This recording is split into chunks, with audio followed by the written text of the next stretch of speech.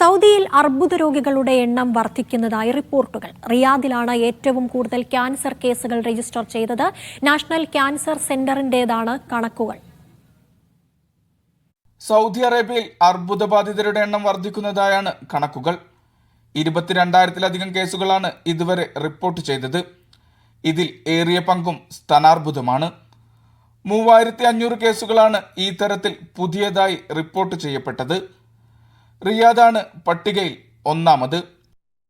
National cancer centre director general doctor Mushabib Al അസീരിയാണ് ഇക്കാര്യം അറിയിച്ചത്. 22,000 കേസുകളിൽ 17,941 പേർ സൗദി പൗരന്മാരാണ്. 4,215 പേർ വിദേശികളാണെന്നും അദ്ദേഹം കൂട്ടിച്ചേർത്തു.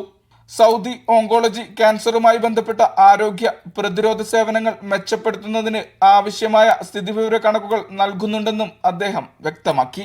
ജീവിതശൈലി മാറ്റങ്ങൾ, പരിസ്ഥിതി ഘടകങ്ങൾ എന്നിവയാണ് രോഗവ്യാപനത്തിന് കാരണമെന്നാണ് കരുതുന്നത്.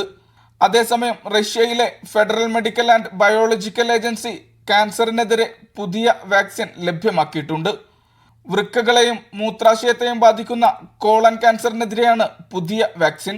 നടപടികളെല്ലാം പൂർത്തിയാക്കി രോഗികൾക്ക് ഉപയോഗിക്കാൻ കഴിയും വിധം വാക്സിൻ ക്ലിനിക്കുകളിൽ ലഭ്യമാക്കിയിട്ടുണ്ടെന്നും റഷ്യൻ മെഡിക്കൽ ഏജൻസി അറിയിച്ചിരുന്നു.